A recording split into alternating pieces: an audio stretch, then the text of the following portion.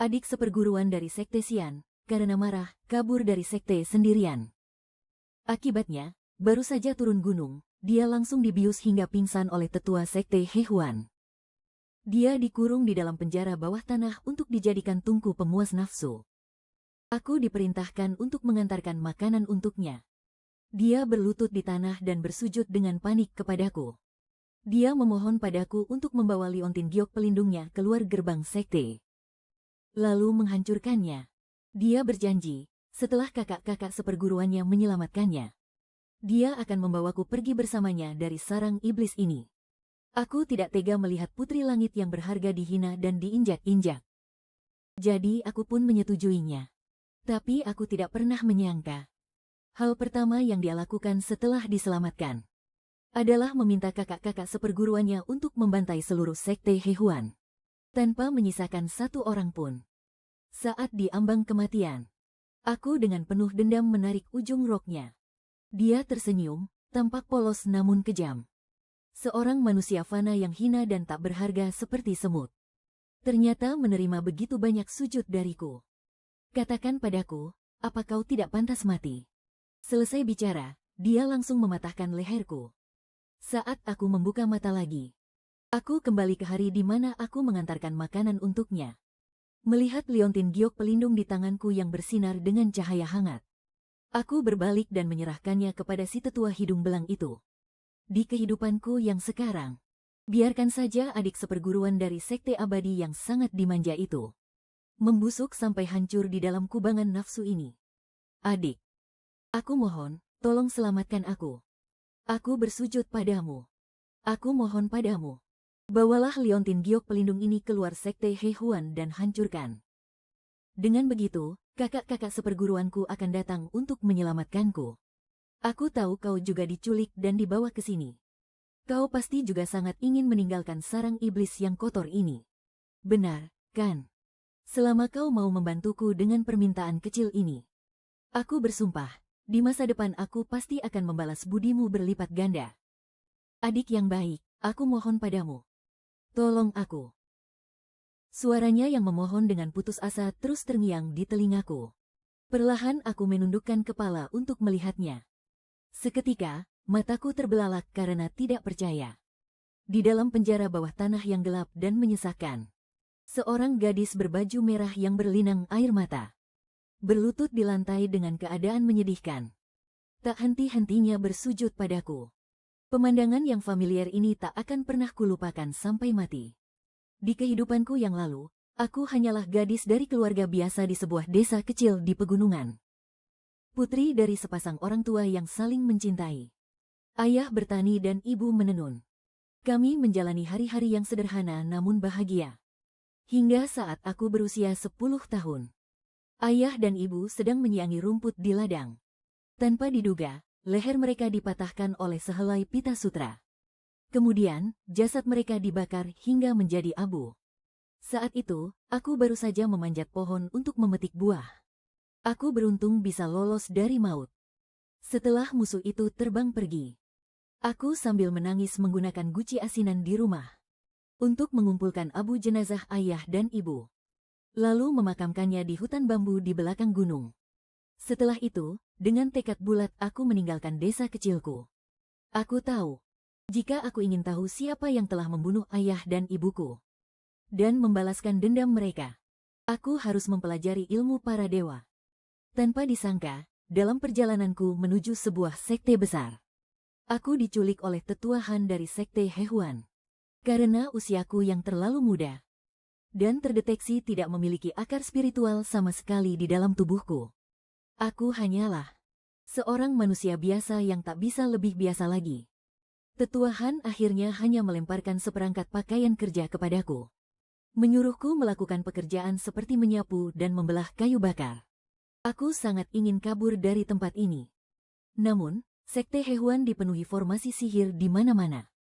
Setelah berkali-kali menyaksikan kultivator wanita yang mencoba kabur disiksa hidup-hidup sampai mati, aku terpaksa menunda sementara rencanaku untuk kabur. Setiap hari, aku diam-diam mengamati berbagai rute dan lokasi, dengan sabar menunggu kesempatan berikutnya untuk bisa kabur dengan aman. Hingga pada suatu hari, Tetua Han kembali membawa seorang kultivator wanita berbaju merah.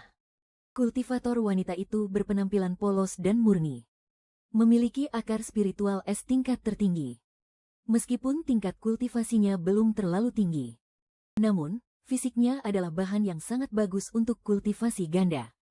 Setelah dia sadar, hal pertama yang dia lakukan adalah mengancam Tetua Han untuk melepaskannya.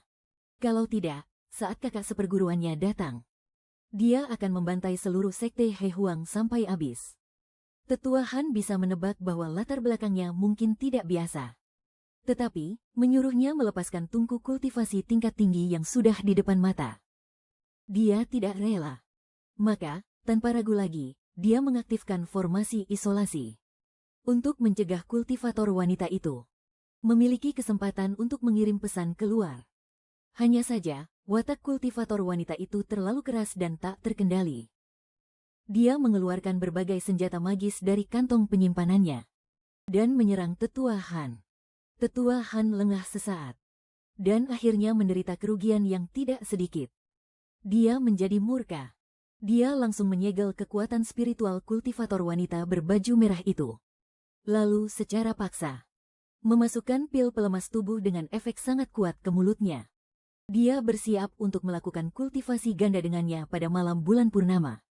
Mungkin karena beberapa tahun ini aku bersikap terlalu penurut, patuh, dan tidak terlihat mengancam. Tetua Han memerintahkanku untuk mengantarkan makanan untuknya setiap hari.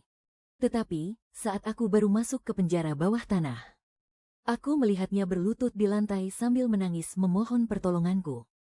Dia bilang kalau dia adalah murid perempuan termuda dari Master Sekte Xuan yang Kui Rui. Setelah itu, dia menyelipkan sebuah liontin giok perintah yang bersinar hangat ke tanganku. Memintaku untuk menghancurkannya di luar sekte. Sebenarnya hatiku merasa sedikit menolak. Lagi pula, dendam kesumatku sendiri belum menunjukkan titik terang sedikit pun. Sekte He Huan juga dipenuhi berbagai macam formasi di mana-mana. Jika aku berhasil kabur, itu bagus. Tetapi jika sampai ketahuan, maka yang menantiku pastilah kematian. Namun, melihat wajahnya yang pucat pasi dan dahi Kui Rui yang berdarah karena bersujud, hatiku tetap merasakan sedikit iba. Aku tidak tega. Tidak tega melihat putri kesayangan langit yang seperti bidadari ini dikurung di penjara bawah tanah yang kotor ini dan dipermalukan oleh siapapun. Lagi pula, Sekte Xuan Yang. Tapi itu adalah salah satu sekte terbesar di dunia kultivasi. Jika aku menyelamatkan murid termuda dari pemimpin sekte itu, mungkin aku bisa meminta bantuannya untuk melacak siapa yang telah membunuh ayah dan ibuku. Jadi, aku mencari waktu yang tepat. Dengan mempertaruhkan nyawaku, aku mengandalkan rute yang telah kurencanakan sedikit demi sedikit selama bertahun-tahun. Akhirnya, aku berhasil kabur dari sekte He Huan tanpa terluka. Setelah keluar, aku langsung membanting liontin giok itu hingga hancur. Hanya dalam beberapa kedipan mata. Dari ufuk langit dengan cepat terbang beberapa murid dari sekte ternama yang sangat kuat. Mereka secara paksa menerobos formasi sihir terlarang sekte He Huan dan berhasil menyelamatkan Kui Rui yang sudah terpojok dari cengkeraman Tetua Han. Mata Kui Rui memerah padam. Dia berteriak histeris, meminta kakak-kakak seperguruannya untuk membantai habis semua orang di sekte He Huan. Tentu saja, dia juga tidak melepaskanku yang sedang meringkuk di sudut. Dengan wajah penuh ketakutan. Wajahnya tidak lagi tampak menyedihkan. Tidak juga penuh dengan permohonan. Apalagi menunjukkan rasa terima kasih. Yang ada hanyalah penghinaan dan kebencian yang mendalam. Tiba-tiba, dari lengan bajunya, muncullah sehelai pita sutra yang berkilauan warna-warni. Pita itu melilit leherku dengan erat. Sudut bibirnya perlahan membentuk senyuman yang kejam namun tampak polos. Kenapa? Apa kau pikir aku akan berterima kasih padamu dan membalas budimu? HMPH, hanya seorang manusia fana rendahan seperti semut. Malah melihatku dalam keadaan begitu hina. Katakan, apa kau tidak pantas mati? Udara di dalam paru-paruku terkuras dengan cepat. Aku tidak terima. Aku mengulurkan tangan dan mencengkeram ujung jubahnya. Aku sangat bodoh. Aku begitu mudahnya percaya pada kata-katanya. Bukan hanya mencelakai diriku sendiri, tapi juga membantu pembunuh ayah dan ibuku lolos dari penderitaannya. Pita Sutra berkilauan di tangannya itu adalah mimpi buruk yang menghantuiku setiap malam. Dia melihat mataku yang penuh dengan rasa tidak terima dan kebencian yang mendalam. Mata Rui melengkung membentuk senyuman. Sebenarnya, kalau bukan karena aku membantai semua orang di Sekte Hehuan, kamu mungkin seumur hidupmu akan hidup di bawah selangkangan para bajingan mesum ini. Jadi, seharusnya kamu berterima kasih padaku. Setelah berkata begitu, tangannya bergerak. Pita Sutra itu seketika mematahkan leherku. Di dalam pupil mataku yang hampa, terpantul bayangannya yang tampak begitu menyedihkan. Berlari ke arah para seniornya untuk mencari penghiburan. Kesadaranku perlahan memudar. Tak kusangka, saat aku membuka mata lagi, aku kembali ke hari saat aku mengantarkan makanan untuk Kui Rui. Melihatku tak kunjung bereaksi. Kilatan kebencian melintas di lubuk mata Kui Rui. Tapi dia dengan cepat menyembunyikannya. Dia berlutut di lantai, menarik ujung rokku, mendongakkan kepala dan menatapku dengan tatapan memelas. Ah, adik. Guru dan para seniorku sangat menghargaiku. Selama kamu menyelamatkanku. Rumput dewa, obat spiritual, dan harta karun surgawi. Aku jamin kamu akan terlahir kembali. Menderita selama 1000 tahun. Terlahir kembali. Menderita selama 1000 tahun. Di kehidupanku yang lalu, setelah dia diselamatkan, hal pertama yang dia lakukan adalah membantai semua orang. Dan aku, penolongnya, justru dihabisi dengan tangannya sendiri. Bahkan, senjata Pita Sutra yang membunuhku 6 tahun yang lalu juga telah membunuh ayah dan ibuku. Sekarang, aku sangat membencinya sampai ke tulang. Aku hanya ingin mengulitinya dan mencabut setiap uratnya. Untuk menenangkan arwah ayah dan ibundaku yang mulia di surga. Bagaimana mungkin aku akan membantunya mengirim pesan untuk kabur? Tapi, aku juga tidak akan membiarkannya mati begitu saja. Membunuh jiwa sekaligus raganya, ya. Aku ingin dia, di tengah harapannya yang besar. Yang ditunggunya bukanlah para senior yang akan menyelamatkannya, melainkan si tetuahan yang sangat bejat itu. Aku ingin dia jatuh ke neraka tanpa batas dengan tubuh penuh noda. Bukankah dia bilang kalau aku, manusia rendahan ini, tidak pantas menerima sujudnya? Bukankah dia membantai semua orang di Sekte Hehuan? Apa aku harus berterima kasih sampai menangis padanya? Kalau begitu, aku sungguh ingin lihat. Di kehidupan ini, dia tidak membantai semua orang di Sekte Hehuan. Aku dan dia akan berakhir seperti apa? Di bawah tatapan penuh harapnya. Aku mengepalkan kedua tanganku. Berusaha keras menahan dorongan untuk menggorok leher Kui Rui dengan tanganku. Lalu, aku berpura-pura terlihat cemas dan ketakutan. Dengan gugup aku berkata, aku juga ingin membantumu. Tapi, di luar banyak sekali orang. Aku takut. Jangan takut. Kakak-kakak seperguruan kita semua memiliki kekuatan spiritual yang tinggi. Mereka pasti tidak akan membiarkan sesuatu terjadi padamu. Pembohong, aku jelas-jelas melihat dari matanya kilatan kebencian dan ketidaksabaran. Di kehidupan lalu, aku mati-matian membantunya menghancurkan Liontin Giok itu. Bukannya berterima kasih. Dia bahkan ingin membunuhku karena dia harus berlutut. Dan juga, saat dia membunuhku, kakak-kakak seperguruan baiknya itu semuanya berdiri di belakang menonton dengan wajah penuh cemoohan. Benar-benar pertunjukan yang bagus. Mereka bahkan jijik karena aku mengotori Pita Sutra saktinya. Burung dengan bulu yang sama akan berkumpul bersama. Kui Rui adalah pengkhianat kejam yang tidak tahu berterima kasih. Kakak-kakak seperguruannya yang memanjakannya, memangnya bisa lebih baik. Mengaku-ngaku dari sekte lurus dan benar. Tapi apa bedanya dengan para kultivator iblis dan makhluk jahat? Aku tertawa sinis dalam hati.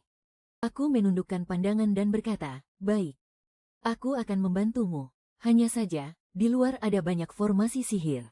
Dan aku tidak punya kekuatan sihir. Aku tidak bisa menjamin 100% bisa membawa Liontin Giok itu keluar. Jika kamu menunggu lama dan bantuan tak kunjung datang, itu mungkin berarti aku sudah mati. Tapi tidak apa-apa. Aku pasti akan berusaha sekuat tenaga. Setelah berkata begitu, aku berbalik untuk pergi. Tunggu sebentar. Seperti yang kuduga. Kui Rui menghentikanku. Lagi pula, jika aku mati, dia benar-benar tidak akan bisa meminta tolong pada langit. Dan bumi pun tidak akan menjawab panggilannya. Aku berbalik dan hanya melihat raut wajahnya yang ragu-ragu. Akhirnya, dengan sangat enggan, dari dalam lengan jubah kirinya, dia menarik sehelai pita sutra yang berkilauan. Benda ini punya pertahanan yang sangat kuat terhadap serangan sihir. Kuberikan padamu untuk melindungi diri. Saat tetua Han menyegel kekuatan spiritualnya, dia juga sudah mengambil kantung penyimpanannya. Kurasa ini adalah benda berharga terakhir miliknya. Tapi sekarang, benda ini menjadi milikku. Aku menatapnya dengan senyum tipis yang misterius. Lalu menerima pita sutra itu. Di luar, aku berpura-pura terkejut. Bagus sekali. Dengan benda ini, aku pasti bisa keluar dengan selamat. Nona, tunggu aku. Aku akan pergi sekarang juga. Melihat penampilanku yang penuh percaya diri, Kun Rui terlihat sangat lega. Tanpa sadar, ekspresinya juga menunjukkan sedikit rasa jijik dan meremehkan. Hanya saja, dia masih tetap tidak tenang. Adik yang baik, kau sungguh berhati mulia. Kau harus berhati-hati di jalan. Ingat, liontin giok itu harus dihancurkan di luar gerbang sekte Hehuan. Kun Rui tahu betul. Dia sudah membuat musuh waspada. Sekarang di seluruh sekte Hehuan tersebar formasi sihir yang memblokir semua sinyal. Jika liontin giok itu dihancurkan di dalam formasi, maka pesan permintaan tolongnya sama sekali tidak akan bisa terkirim. Dia tidak bisa menanggung kegagalan lagi. 3 Shichen lagi adalah malam bulan purnama. Jika saat itu para kakak seperguruannya masih belum datang menolongnya, dia benar-benar akan dijadikan oleh si tua bangka itu sebagai tungku kultivasi. Kau jaga dirimu baik-baik. Aku pergi. Aku menggenggam erat liontin giok itu di tanganku. Di bawah tatapan Kun Rui yang tegang dan penuh harap, aku bergegas pergi. Lalu aku berbalik dan langsung menuju ke halaman tetua Han. Aku mengetuk pintu kamarnya.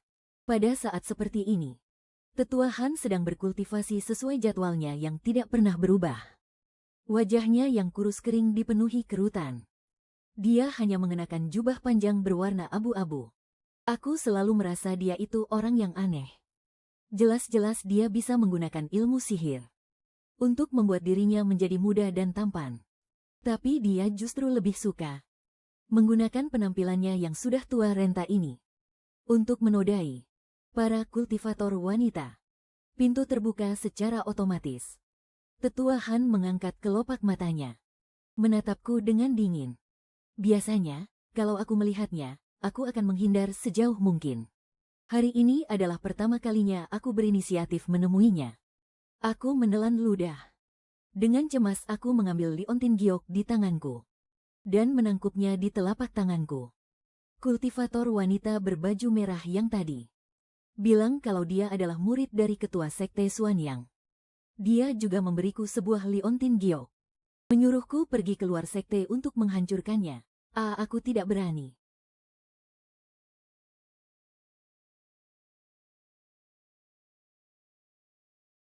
Orang yang kutangkap ini ternyata adalah dia. Dia pasti orang yang sangat hebat, kan? Dia bilang dia belum pernah mengalami penghinaan sebesar ini. Saat kakak-kakak seperguruannya datang untuk menyelamatkannya, mereka pasti akan membantai seluruh sekte Hehuan. Terutama, mereka akan menguliti dan mencabut urat tetua Han, menghancurkan jiwa rohaninya, dan membuatnya tidak akan pernah bisa bereinkarnasi selamanya. Sambil aku terus memanas-manasi suasana, aku diam-diam mengamati raut wajah tetua Han. Hanya dalam beberapa tarikan napas, raut wajah tetua Han berubah dari terkejut menjadi ketakutan. Akhirnya berubah menjadi niat membunuh karena putus asa. Aku tahu sebelum mengetahui identitas Kui Rui, tetua Han mungkin akan menjadikannya tungku kultivasi jangka panjang. Tapi sekarang, demi nyawanya sendiri, dia pasti tidak akan membiarkan Kui Rui keluar dari penjara bawah tanah hidup-hidup. Tetapi ada kemungkinan besar juga dia akan membunuhku, satu-satunya orang yang tahu masalah ini. Tapi aku harus bertaruh sekali ini. Karena aku tahu bagi manusia biasa untuk membunuh seorang kultivator sepenuhnya. Itu hampir mustahil, sesulit naik ke langit. Terlebih lagi, aku menyentuh pita sutra pusaka di dalam lengan bajuku. Melihat betapa Kuirui tidak rela melepaskannya, aku berpikir ini pasti pusaka kelas atas. Model. Penatua Han meletakkan liontin giok itu dengan sangat hati-hati ke dalam sebuah kompartemen rahasia, seolah takut kalau-kalau pecah tanpa sengaja. Kemudian, tatapannya beralih dan tertuju padaku. Di telapak tangannya, terkumpul segumpal aura hitam. Menurutmu, apa yang harus kulakukan pada kultivator wanita itu? Dia mengancam akan membantai semua orang di Sekte Hehuan. Jadi menurutku, kita harus segera membasminya sampai ke akar-akarnya. Meskipun Sekte Hehuan memiliki formasi sihir pelindung yang sangat kuat, tapi kita tidak boleh lengah sedikit pun. Kau harus tahu, Kuirui adalah murid dari ketua Sekte Xuanyang. Dia juga punya beberapa kakak seperguruan yang sangat menyayanginya. Kalau hanya sebentar mungkin tidak apa-apa. Tapi kalau dia tidak terlihat dalam waktu yang lama, orang-orang dari Sekte Xuanyang pasti akan mengerahkan seluruh kekuatan untuk mencarinya. Dunia kultivasi ini memiliki terlalu banyak jurus rahasia. Menemukan seseorang itu semudah membalikkan telapak tangan. Meskipun aku sangat ingin dia menderita seumur hidupnya. Bahkan tidak bisa mati meskipun memohon. Tapi untuk berjaga-jaga, lebih baik segera membunuhnya. Penatua Han menyipitkan matanya dan menatapku cukup lama. Dari tenggorokannya, terdengar tawa kecil yang maknanya sulit ditebak. Kejam dan tanpa ampun. Tidak bertele-tele. Biasanya, kulihat kau cukup penurut. Aku tidak menyangka ternyata kau sejenis denganku. Sambil berkata begitu, aura hitam di tangannya pun menghilang. Aku menghela napas lega. Akhirnya, kali ini aku selamat. Di mata Penatua Han, seorang manusia biasa yang penurut bisa dibunuh kapan saja dia mau. Tapi orang sejenisnya yang licik dan kejam, bisa ia biarkan hidup di sisinya untuk sementara waktu.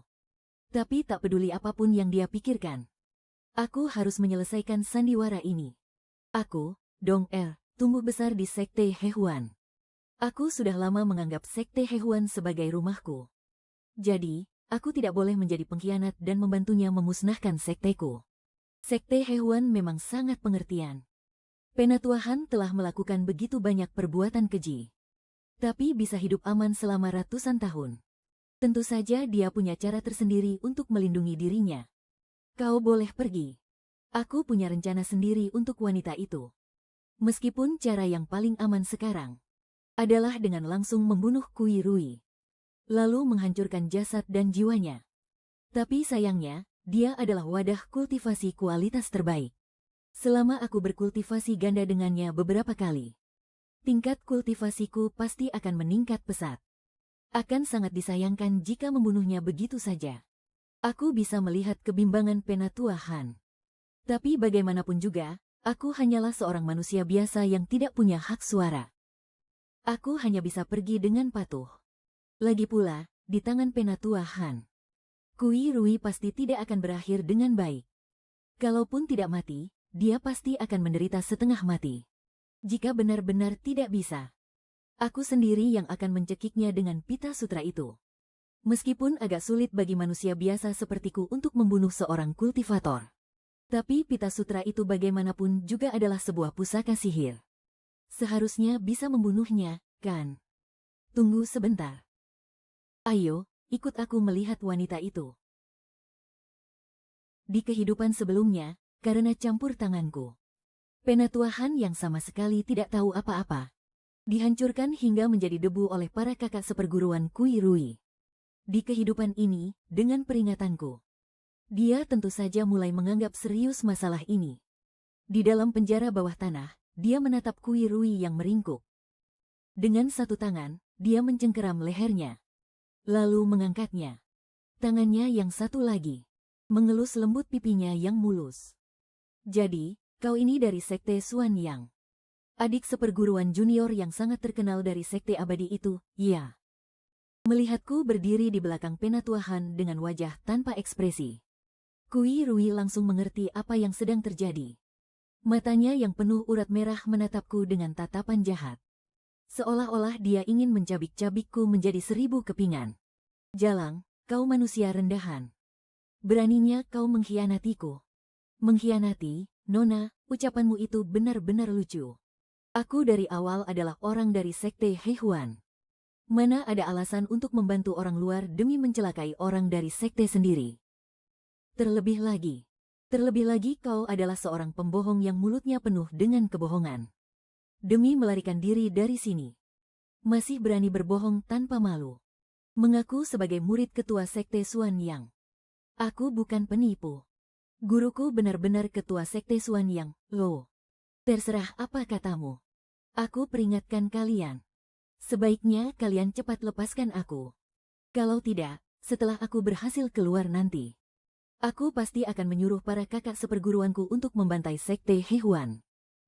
Akan kuhukum kalian dengan siksaan 1000 sayatan. Lalu jiwamu akan dibakar di atas api. Membuat kalian hidup segan, mati pun tak mau. Aku melihat lehernya sedang dicekik oleh tetua Han. Tapi dia masih berani meneriakkan semua itu. Aku tak kuasa menahan tawa. Awalnya, tetua Han memang sudah berniat membunuhnya. Sekarang setelah mendengar teriakan dan ancamannya, aku sangat yakin dan percaya bahwa bahkan sisa jiwanya pun tak akan dibiarkan ada. Sepertinya, laporanku dan kata-kataku yang sengaja memprovokasinya telah berhasil membuatnya kehilangan ketenangan. Ini persis seperti yang aku harapkan. Mungkin karena terprovokasi oleh tawaku, Kui Rui tiba-tiba tersadar. Dia baru menyadari kebodohan yang baru saja ia katakan. Wajahnya langsung menjadi pucat pasi. Tapi tak lama kemudian, dia dengan hati-hati menarik lengan jubah tetua Han. Sambil berkaca-kaca dia berkata, "Tetua, semua yang kukatakan tadi hanyalah omong kosong. Sebenarnya, asalkan Anda melepaskan saya bersumpah, setelah kembali nanti, saya pasti akan berterima kasih sebesar-besarnya. Dan membalas kebaikan Anda. Jika kau adalah murid dari ketua sekte lain, mungkin aku akan merasa segan dan melepaskanmu. Tetapi, karena kau adalah murid dari ketua sekte Xuan Yang, maka dengan sangat menyesal, kau pasti akan mati." Kenapa? Siapa yang tidak tahu kalau kau adalah kesayangan sekte Xuan Yang? Sesuatu yang paling pantang untuk disentuh. Kakak seperguruan tertuamu, hanya karena dalam pertandingan di sekte, tidak sengaja melukaimu. Dihukum dengan 100 cambukan iblis. Setelah itu akar bingling miliknya dicabut dan diberikan kepadamu. Hingga dia menjadi orang yang cacat total. Beraninya kau bertindak sekejam ini pada kakak seperguruanmu sendiri. Jika aku sebodoh itu melepaskanmu kembali, apa aku masih bisa tetap hidup? Bukan seperti itu. Wanita hina itu, kakak seperguruan yang memberikannya padaku secara sukarela. Melihatnya yang tampak begitu gelisah, aku pun tahu kalau apa yang dikatakan tetua Han itu benar. Seketika aku langsung mengerti. Pantas saja, jelas-jelas dia punya akar bingling kelas atas. Tapi tingkat kultivasinya sangat rendah. Jurus-jurus bertarungnya juga hanyalah pameran kosong. Dia hanya bisa mengeluarkan pusaka sihir dari kantong penyimpanannya dan melemparnya sembarangan. Ternyata, dia telah mencabut paksa akar bingling kelas atas milik kakak seperguruannya dan memasangnya pada dirinya sendiri. Kalau begitu dia lebih pantas mati. Tetua Han juga sudah malas membuang-buang waktu lagi dengannya. Sambil mencengkeram dagunya, dia bersiap mencekokinya sebutir pil berwarna merah menyala. Kui Rui bukan orang bodoh. Dia tahu pil ini bukanlah sesuatu yang baik. Dia meronta dengan sekuat tenaga, berusaha melepaskan diri dari cengkeraman. Dia merangkak dengan tangan dan kakinya ke pojokan. Sayangnya, sedetik kemudian dia sudah dihentikan oleh tetua Han. "Apa yang mau kau lakukan? Pergi, aku tidak mau memakannya." "Tenang, ini hanya mainan kecil untuk menambah kesenangan." Kui Rui pada dasarnya memang tidak bisa mengalahkan tetua Han. Apalagi kekuatan spiritualnya juga telah disegel. Dia hanya bisa pasrah melihat tetua Han mengambil pil merah itu, lalu memasukkannya paksa ke dalam mulutnya, dan memaksanya untuk menelan. Begitu pil itu masuk ke perutnya, seluruh tubuhnya langsung lemas dan ambruk ke lantai. Sepasang matanya menatapku tajam dengan penuh kebencian. Aku mengerutkan kening. Aku tidak mengerti. Aku sangat terkejut. Tunggu, kenapa orang yang paling dia benci adalah aku?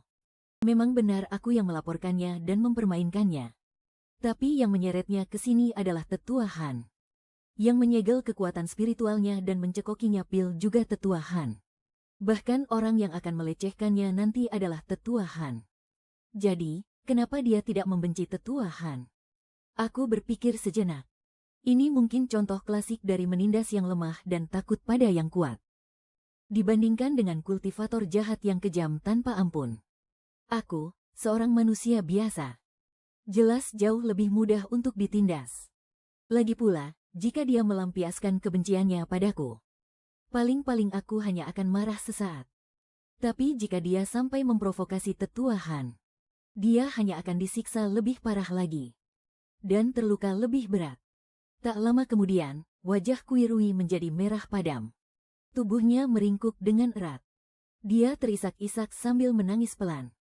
Tetua Han berkata tanpa menoleh. Kau mau keluar atau tidak? Jangan pergi, tolong aku. Baik, Dong Er undur diri. Setelah berkata begitu, seulas senyum puas terukir di bibirku. Aku berbalik dan pergi tanpa ragu sedikit pun. Di dalam penjara bawah tanah, Kuirui, yang ditindih dengan paksa di bawah tubuh Tetua Han, menjerit-jerit histeris. Suara itu terdengar di telingaku. Tapi rasanya seperti musik terindah di dunia. Di kehidupanku yang lalu, aku terlalu berbelas kasih. Aku mati-matian menyampaikan pesannya yang meminta tolong. Dan nyaris berhasil. Menyelamatkan kesucian serta nyawanya. Tapi baru sebelum aku mati, aku menyadari.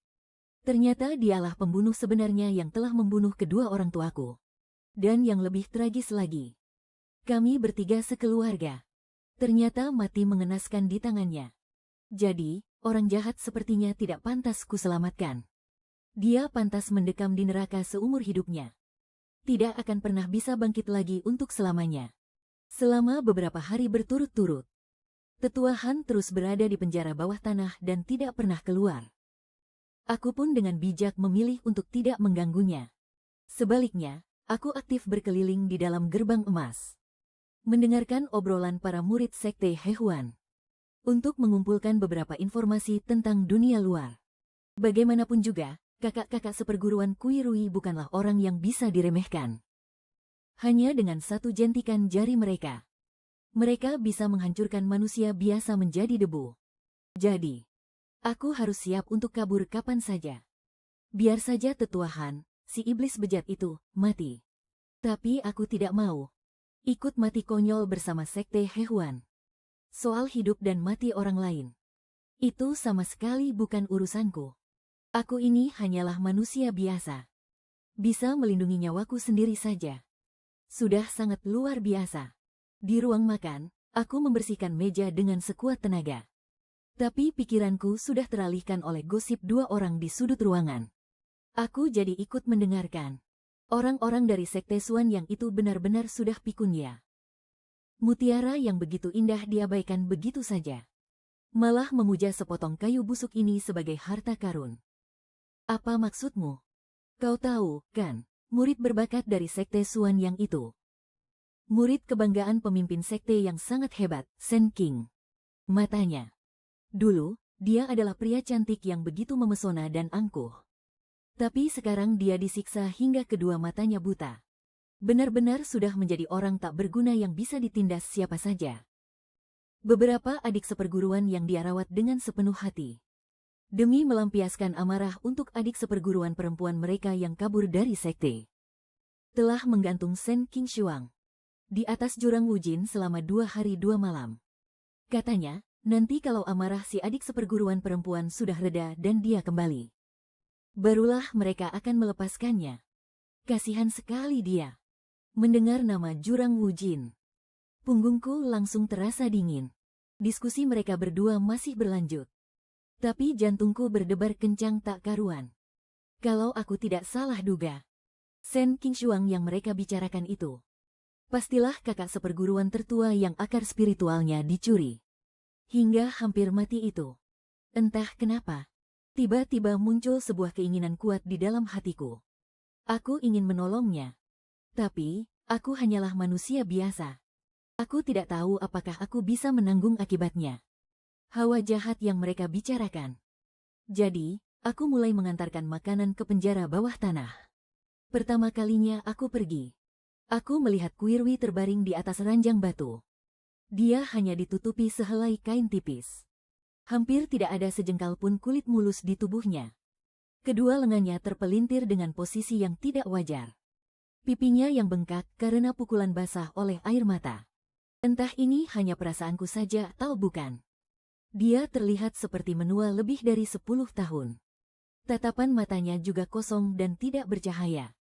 Sementara itu, Penatua Han duduk bersila di sampingnya, bermeditasi. Raut wajahnya tampak serius dan bersemangat. Keluarlah, biar aku yang memberinya makan. Aku takut dia mati kelaparan. Tidak perlu, enyah. Kedua kalinya, aku membawa seember air. Aku bilang ingin membersihkan Kuirwi. Penatua Han yang sedang bersemangat langsung memukulku hingga terlempar jauh. Segera setelah itu, dia memasang sebuah formasi sihir pelindung di depan pintu penjara. Setelah beberapa saat, aku baru bisa bangkit dari tanah. Aku berlari cepat kembali ke rumah bambu kecilku. Aku membuka jubah luarku, memperlihatkan pita sutra yang melilit tubuh bagian atasku. Pukulan Penatua Han barusan ternyata tidak melukaiku sedikit pun. Bahkan tidak ada rasa tidak nyaman sedikit pun. Ini benar-benar benda pusaka yang hebat. Sebuah ide pun muncul di benakku. Malam itu juga, aku memanfaatkan kelengahan murid yang berpatroli. Lalu kabur dari gerbang sekte mengikuti rute dari kehidupanku yang lalu. Aku sudah melihat sendiri akhir tragis Kuirwi. Dia sekarang dalam keadaan hidup segan. Mati pun tak mau. Lagi pula, Penatua Han sudah bertindak sejauh ini.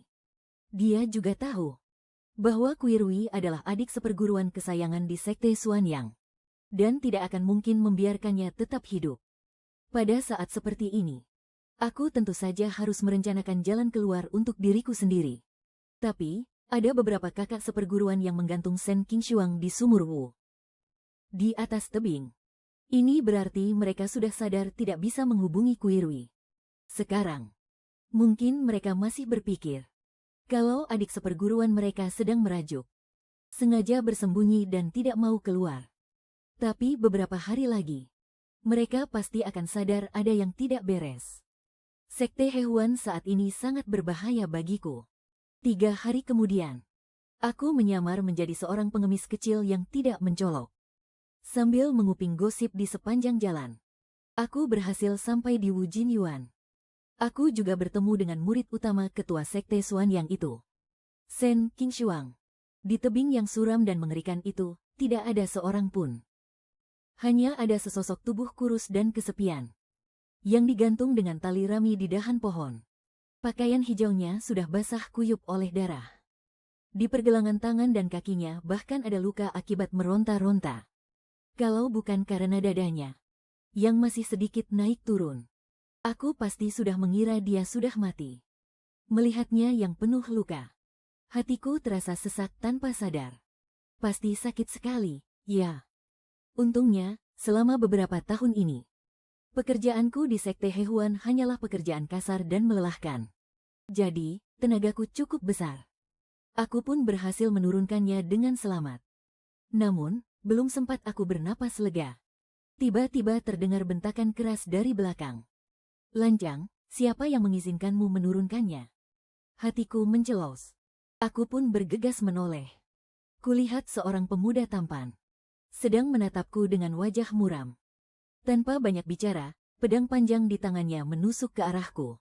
Merasakan aura membunuh yang begitu dahsyat, wajahku langsung pucat pasi. Tepat di saat aku mengira akan mati, Sen Qingshuang yang ada di dekapanku entah kapan sudah sadar. Dia memeluk pinggangku erat-erat, lalu melompat dari tebing. Tubuh kami pun meluncur deras ke bawah. Sepanjang hidupku hanyalah kegelapan. Saat ini, hatiku dipenuhi penyesalan yang tak terhingga. Sifat sok suciku yang terkutuk ini harus mati berapa kali lagi baru bisa sembuh. Sebelum pingsan, aku samar-samar mendengar sebuah suara di dekat telingaku. Suara yang sangat lemah. Jangan takut, serta teriakan yang menyayat hati dari atas. Saat aku membuka mata lagi, aku sudah berada di dalam sebuah gua. Di sampingku ada api unggun yang menyala. Namun sosok Sen King Xuang tidak terlihat. Aku berjalan dengan hati-hati ke arah mulut gua. Pemandangan di luar tampak tandus dan hancur. Sejauh mata memandang, semuanya dipenuhi pelangi bintang yang suram. Jeritan dan raungan pilu yang terbawa angin terus terdengar tanpa henti. Tidak jauh dari sana, di pusat badai, Sen King Xuang duduk bersila. Di sekeliling tubuhnya, tampak aura merah gelap yang menyilaukan mata. Dengan ganasnya masuk ke dalam tubuhnya. Aku memperhatikannya cukup lama baru akhirnya mengerti. Dia sepertinya sedang berkultivasi. Dan ternyata memang benar begitu. Setelah waktu yang cukup lama, Sen King Xuang baru kembali ke dalam gua. Luka-luka di tubuhnya sudah pulih seperti sedia kala. Tapi wajahnya pucat pasi tanpa sedikit pun rona merah. Dia masih mengenakan jubah berdarah yang compang camping itu. Sebuah tusuk konde sederhana tersemat di rambutnya. Yang berbeda adalah tubuhnya dikelilingi oleh aura kekuatan jahat. Matanya ditutupi oleh kain hitam. Namun dia tetap bisa menemukan posisiku dengan akurat. Dia dengan lembut mengelus kepalaku. Dan berkata dengan getir, "Maafkan aku. Akulah yang telah mencelakai keluargamu." "Apa maksudmu?" "Dulu, Kui Rui, adik seperguruanku, memberiku racun Huan Lingsan. Lalu membuangku yang telah kehilangan semua kekuatan spiritualku ke sarang pengemis. Kalau bukan karena ayah dan ibumu, yang kebetulan lewat dan menolongku, aku mungkin tidak akan selamat. Karena itu, Kui Rui jadi membenci ayah dan ibumu. Saat aku terluka parah dan dipenjara di tanah terlarang, dia datang untuk pamer kepadaku bagaimana cara mereka membunuh penyelamatku, dan bagaimana cara mereka membakarnya hingga menjadi abu. Ternyata, Kunlun membunuh orang tuaku hanya karena ayah dan ibuku merusak rencana jahatnya untuk menjebak Sen King Xuang. Tapi, bagaimana kamu tahu kalau itu adalah ayah dan ibuku? Dalam ingatanku, aku belum pernah bertemu denganmu. Ini kuberikan pada orang tuamu. Benda ini bisa menahan serangan penuh dari seorang kultivator tingkat Yuanying. Aku kira aku bisa melindungi mereka. Aku yang terlalu tidak berguna. Panjang umur 100 tahun. Hal-hal sepele tidak diterima. Jalan kebenaran sekte abadi macam apa ini? Di lubuk hatiku, kebencianku pada Kui Yu semakin dalam. Selama setahun penuh berikutnya, Sen King Xuang, selain sesekali datang membawakanku beberapa buah-buahan dan hewan buruan, sisa waktunya dihabiskan untuk menyerap energi iblis tanpa henti. Aku tidak tahu bagaimana cara dia berkultivasi tanpa akar spiritualnya. Tetapi, aku bisa merasakan dari dirinya aura yang semakin lama semakin kuat, penuh dengan kekuatan jahat dan kebrutalan. Ada banyak momen di mana aku bahkan melihatnya seperti arwah pendendam yang kembali dari neraka. Tapi, aku tidak pernah merasa takut. Aku hanya merasa sangat yakin. Yakin bahwa dia tidak akan pernah menyakitiku. Waktu berlalu dalam sekejap. Saat keluar dari sana, aku merasa sedikit linglung. Sekte Hehuan saat ini telah berubah menjadi reruntuhan. Sepertinya orang-orang dari Sekte Sunyang akhirnya berhasil menemukan lokasi Kui Rui. Kalau dipikir-pikir, Tetua Han seharusnya sudah lama mati, bahkan abunya pun tak bersisa. Benar-benar pantas dia dapatkan. Hanya saja, aku tidak tahu bagaimana keadaan Kui Rui sekarang.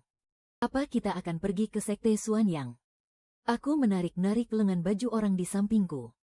Selama setahun ini, aku pun perlahan-lahan mulai mengerti kehidupan seperti apa yang dijalani Sen King Xuang di Sekte Suanyang. Sejak Kui Rui menjadi adik seperguruan junior, dia difitnah dan dibenci. Adik-adik seperguruan yang tumbuh dewasa bersamanya menghancurkan inti emasnya, menutup jalur akar spiritualnya, menyiksanya dan menganiayanya, memenjarakannya di dalam gua, dan menghinanya dengan kata-kata. Tempat itu adalah mimpi buruknya.